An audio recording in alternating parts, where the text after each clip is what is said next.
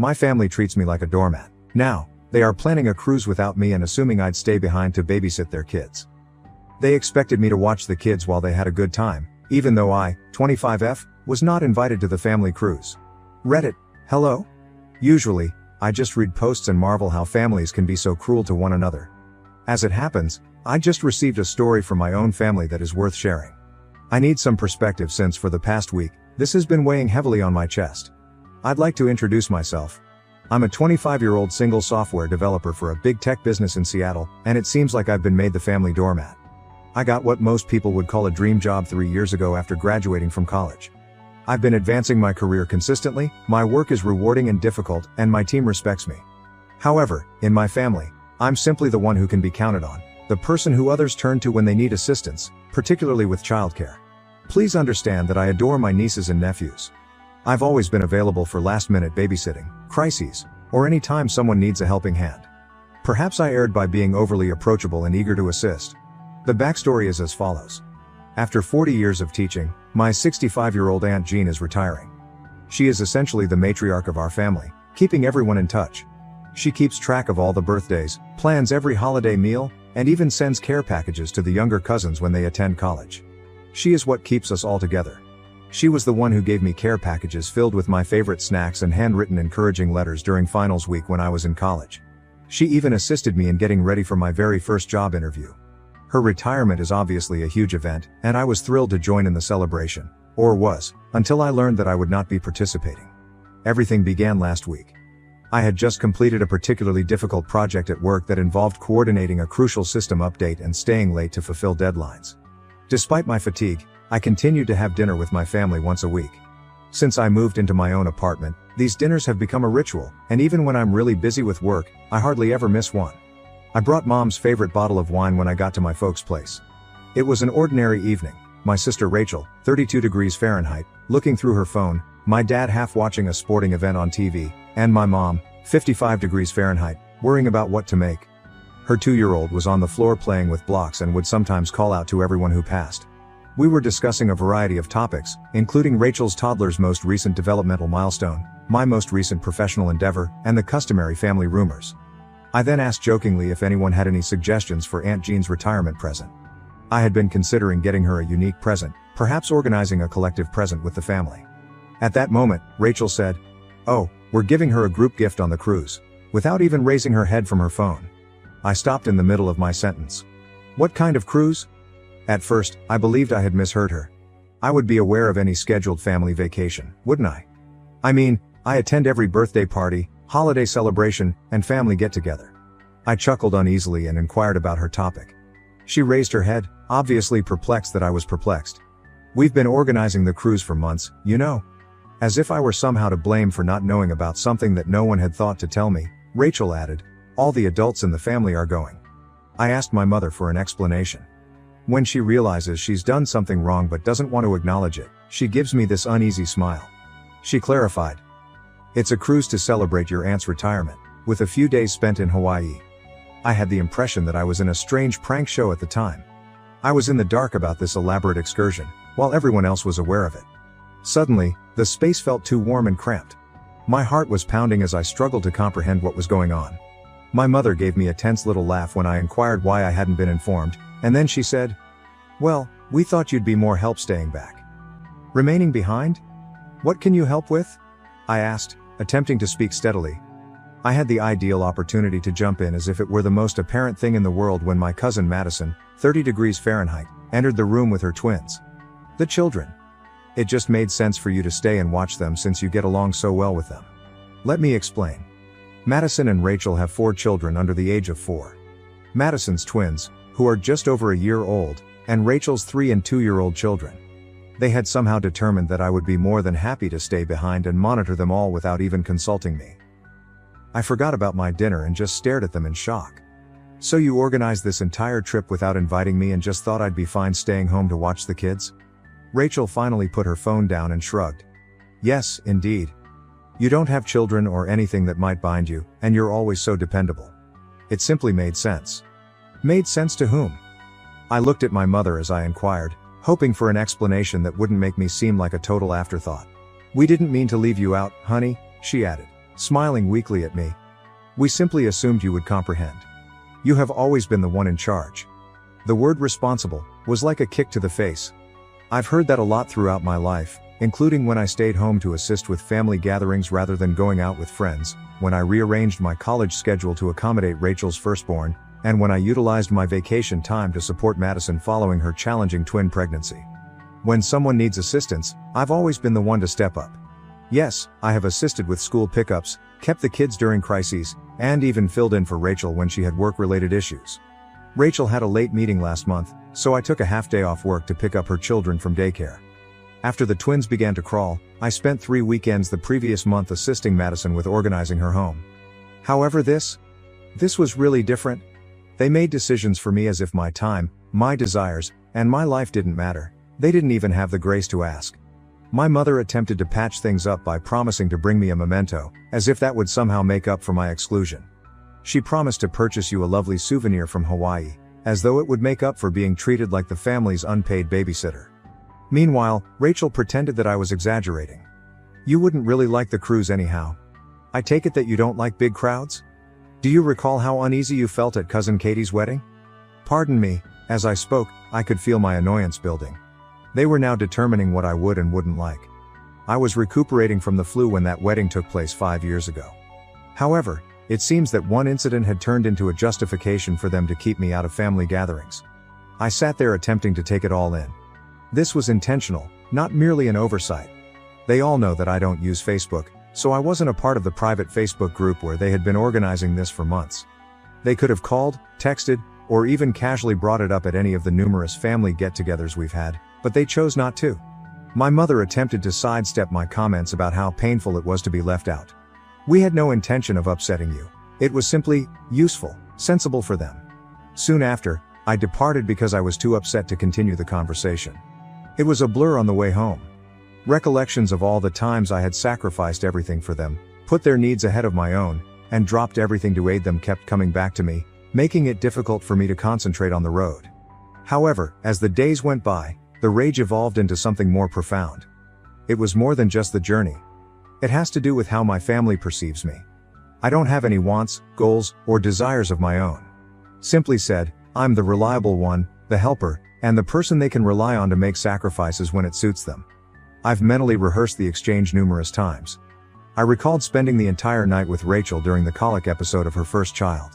How I assisted Madison in her quest for strollers and car seats that are suitable for twins. How I've never missed a child's birthday celebration or school function. As I gave it more attention, I came to the conclusion that this wasn't an isolated incident. They have always treated me in this manner. I didn't even realize how frequently my family took advantage of me because I was so ready to support and assist them. But I'm done this time. I'm not sure how I'll deal with this in the future, but I'm definitely not going to stay behind to watch the kids. Not now. Reddit, what are your thoughts? Have you ever found yourself in a comparable circumstance? I'll keep you informed as events develop. First update. Hello everyone. I appreciate all of your encouraging remarks in my earlier post. In the last few days, a lot has transpired, and I must disclose how things have gotten out of hand. I made the decision to make one final attempt to get on the trip after reading your remarks. In the hopes that we could arrange something, I texted my sister Rachel to inquire about going on the trip. Sorry, the cruise is sold out, was her irate reply. We made our reservation months ago, and adding individuals now is not possible. I informed her that I would be prepared to reserve my own cabin independently, even if it meant traveling to Hawaii on my own to meet them there or staying on a different deck. Even though I was still upset over being left out, I was making a sincere effort to be understanding. What did she say? Well, you would have to arrange childcare first if you did come. Everything has already been planned, presuming you will monitor the children. It dawned on me then that they never intended to include me. The explanation about daycare was simply that, an excuse. They had already determined that I would always be the babysitter in this household. I therefore made a choice. I had previously asked for time off for what they believed to be babysitting responsibilities. I choose to take the time off for myself rather than cancel it. A coworker recommended this lovely mountain cabin rental, which I found. It's quiet, remote, has hiking trails, and a hot tub with a view of a valley. I made the reservation right away, packed my things, and departed without informing anyone of my destination. Everything I needed was in the cabin. Just the sound of nature and complete solitude. No Wi-Fi, no cell service until in an emergency. Naturally, My phone was overflowing with texts the morning of their cruise departure before I finally shut it off. Mom. In an hour, we're heading out. When are we able to drop off the children? Rachel. Hey, we're taking the car seats to your apartment. Be prepared. Are you ignoring us? Asked Madison. We have to stick to our timetable, therefore this isn't humorous. Mom. Please answer your phone, honey, she said once again. Everyone is waiting. Then the messages became more obscene. Rachel. It's unbelievable how self-centered you are. Our flight is going to be delayed. Madison. This is utterly careless. We had faith in you. I raised you better than this, said Mom. The finest aspect? I had never really received confirmation from them that I would be watching the children. They simply believed that since I've always done it, I would. I'm currently sitting in this serene cottage and taking in the mountain sunset. I feel free for the first time in years, no obligations, no expectations, no last-minute crises to deal with. However, I am aware that this calm is fleeting. I haven't turned on my phone yet, and I can only picture the drama that will be there when I do. I feel bad for finally standing up for myself and upsetting the family dynamic, not for the children, whose care is ultimately the parents' duty. One commenter on my previous piece wrote, "They're not angry because you said no." And it's still on my mind. That struck close to home. They're upset because they can no longer control you. Am I mistaken for prioritizing myself at last? At the very least, should I have informed them that I wouldn't be available? It felt like the only way to let them know I'm serious after years of being taken for granted, even though I realize it wasn't the most mature thing to do. For the next week, I'll be at the cabin. I suppose I'll have to deal with whatever happens after that. Reddit, I appreciate you letting me vent. After I return and have addressed the fallout, I will provide another update. Second update. Hello, Reddit? It took me a while to take in everything that had transpired since my last update. I'm in dire need of some outside insight because things have become worse. Do you recall that quiet cabin I told you about? Those 7 days changed my life. I read books I had been intending to read for years in the afternoons, hiked misty trails in the mornings, and soaked in the hot tub under the stars at night. I felt what it was like to not be at someone's mercy for the first time in my adult life. I found myself thinking back on my relationship with my family while I was there. Rachel needed assistance moving houses last December, so I had to postpone a big certification exam that would have furthered my profession. That weekend, she said, no one else could help her. My siblings gave me plain gift cards, saying they were too busy to shop properly, while I used my entire Christmas bonus the month before to buy presents for all the kids. Madison argued that she had no one else to care for the twins, so I was unable to attend my closest friend's bachelorette party earlier last year. The pattern remained constant. Their demands came first, then mine. But when I got home, the real drama began. Do you recall how I shut down my phone? I had hundreds of voicemails, more than 100 text messages, and 47 missed calls waiting for me. It included everything from threats to guilt tripping. Do you realize we could have called the police for child abandonment? Was the most memorable message from my cousin Madison. They were meant to be your responsibility. What I was reading was unbelievable. You never agreed to watch children, so how can you leave them? I wanted to handle this ridiculous threat, so I contacted her back right away. When she answered, I exclaimed, "You can't be serious. If someone refuses to accept a responsibility, you cannot report them for it." She gave a frightening reaction. "You were the reason we had to postpone our entire trip. Are you aware of the amount of money we lost? You were meant to be with the children. Assumed to be? By whom?" I retorted. "I was never asked. You all made the decision for me." She continued talking about my responsibilities to my family and how I had failed them. She then revealed yet another shocking revelation. "I've already spoken with my legal pal. What you did can be regarded as careless." I lost it at that point. "Your lawyer buddy needs to advise you that before accusing someone of ignoring a duty, you must obtain their real consent. I have no formal authority to make medical choices for your children, and my apartment isn't even child-proofed. Have you considered that?" She ended the call. Then Rachel's flurry of messages arrived. It seems that she was so stressed that she was only able to enjoy half of the cruise and had to leave her children with a neighbor. She wrote, "You've ruined Aunt Jean's retirement celebration completely. You chose to be selfish, which affected everyone's trip. All of this came at an especially difficult time because, just last month, none of my family members were available to drive me home from a minor medical procedure. Madison was preoccupied with her daily schedule, and Rachel had an important hair appointment. In the end, I had to pay for a ride-sharing service. Although more subdued, my mother's strategy was just as deceptive. Presumably assuming I couldn't avoid her at work, she called me. Her voice was brimming with disappointment as she started, "Your sister had to cut her trip short. Madison's non-refundable reservations cost them hundreds of dollars. Do you truly want to be this person?" I inhaled deeply before answering. "Mom, is this more about what you all want me to be or about what I want to be? What is the intended meaning of that?" she inquired. "It indicates that I'm sick of being used as the family's unpaid babysitter. None of you even take into consideration the fact that I have my own life, work, and aspirations." She emphasized, "We are family. Families support one another. Mom, help is something that is freely given. You're referring to obligation here. In addition, when was the last time I received assistance from any member of this family?" The ensuing stillness was telling. The intriguing part, though, is that my sister chose to make this public. On Facebook, she has been making ambiguous and hostile status updates about toxic family members and others who don't respect family values. The irony is that our extended family members are making comments like, "Some people forget where they came from," and "blood is thicker than water." I was initially turned away from the family cruise by these same individuals. My cousin even went so far as to email me a detailed list of all the fees they incurred due to my selfish behavior, including additional daycare charges, travel changes, and cruise tickets. She is requesting that I pay them back because, presumably, their careless planning has made me financially liable. A friend of mine who is a legal, not simply a buddy who knows a lawyer, burst out laughing when I showed her these messages. She asserted, "They cannot force you to pay for plans you never accepted. None of this operates that way." I've learned a valuable lesson from the entire situation. This goes beyond childcare or a vacation. It involves years of abusing my kindness and using my time and effort as a resource to which they are legally entitled. I've always had some emergency that needed my attention whenever I've attempted to plan for myself. Rachel had joined a book club, so last spring when I wanted to take a photography class, I ended up spending those evenings watching the kids. This summer, Madison needed assistance with the twins when her husband was gone on business, so I had to postpone our planned weekend getaway with friends. To help me deal with all of this, I've started going to a therapist.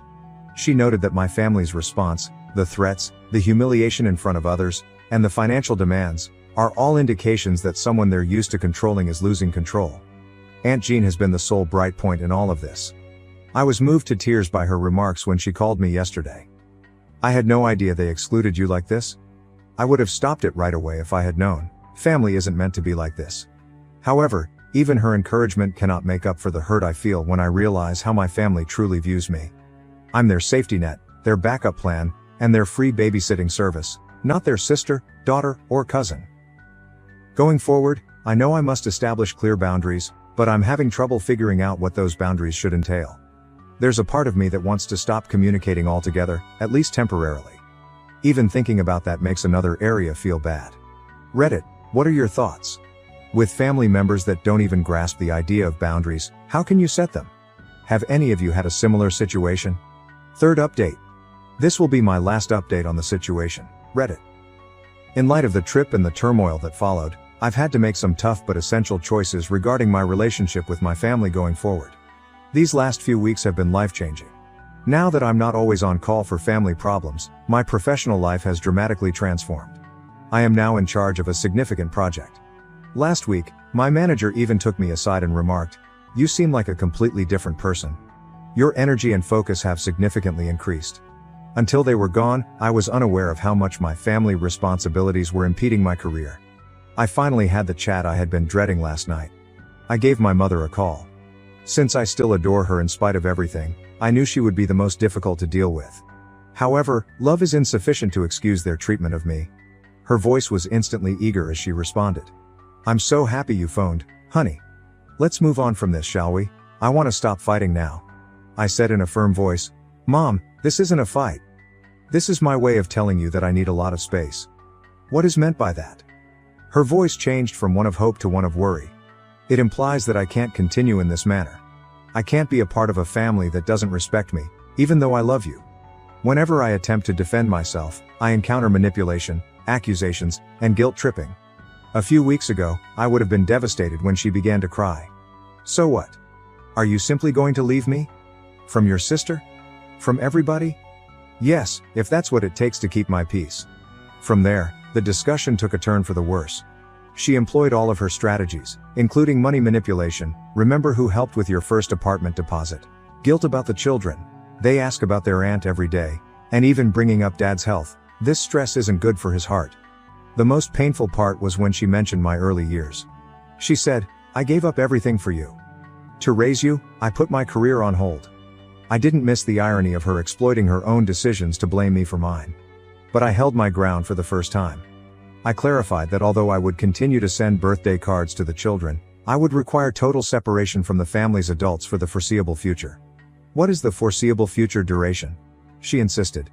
"For however long it takes for me to recover and for everyone to realize that I'm more than just the family's babysitter." She ended the call.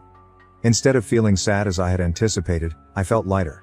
I adopted a more straightforward strategy with my sister and cousin. I disabled their social media profiles and phone numbers.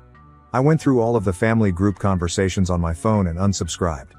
In addition to unfollowing them on social media, I modified my email filters so that their messages are sent to a different folder that I may review whenever I'm ready. There has been a noticeable shift in my day-to-day existence.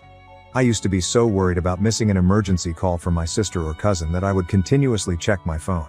My phone isn't tied to incessant demands from my family anymore. It's just a phone. I've begun taking back my weekends. I joined a local hiking club last Saturday to tackle a strenuous trail that I've always wanted to experience. I spent 6 hours going to a stunning top with like-minded individuals rather than watching my nieces and nephews. Next weekend, we intend to go hiking again. The class I mentioned on photography? Everything is going remarkably well. I have a natural eye for composition, according to my instructor, and I'm already organizing a picture show with several of my classmates for the spring of next year. When I was at everyone's mercy, I would never have had the chance to take advantage of these kinds of possibilities. Additionally, I've resumed dating, which was previously nearly difficult. It's incredible how much more appealing you seem to possible partners when you don't have to keep postponing arrangements to deal with family crises. Aunt Jean is the only person I continue to communicate with. She confirmed everything I've been feeling when she contacted me this morning. She added that she had experienced a similar situation with her own sister years prior, which helped me feel less alone in this choice. Walking away from people who don't value you, even if they are family, is sometimes the strongest thing you can do. I've learned from my therapist that this is about taking back my identity, not just about establishing boundaries. I've spent so much time being the family helper, the responsible one, and the dependable one. Now, I'm free to discover who I am without those titles. Yes, there are times when I miss them, like when I walk past my niece's favorite park or see something that would make them laugh. The cruise situation, however, comes to mind, as they were prepared to deny me a family celebration while still requiring me to give up my time for their convenience. Before, I never felt comfortable starting a 5-year plan for myself. I'm considering working part-time while pursuing my master's degree. My manager is very supportive of the tuition reimbursement program offered by my company. In addition, I'm saving for that springtime vacation to Europe by myself, which would not have been feasible when I was continuously devoting my time and resources to family responsibilities. My mental health has changed in the most unexpected way. I no longer experience the same level of continual anxiousness. I eat healthier, sleep better, and have even begun working out on a regular basis. You have an incredible amount of energy when you're not always running other people's lives. In response to inquiries in my previous post, I can confirm that I am still employed and have accepted a team lead position on a new project. My coworkers have seen how I've changed. "You smile more now," one of them remarked. I was unaware of how obvious my attention had been to other people. Cutting off my family in this way may seem harsh to some of you. Perhaps I am. However, this seems to be the only option after years of being neglected, having my needs and wants disregarded, and being treated more like a service than a human being. I have no idea what the future will bring. They might realize why I had to do this at some point. They might not.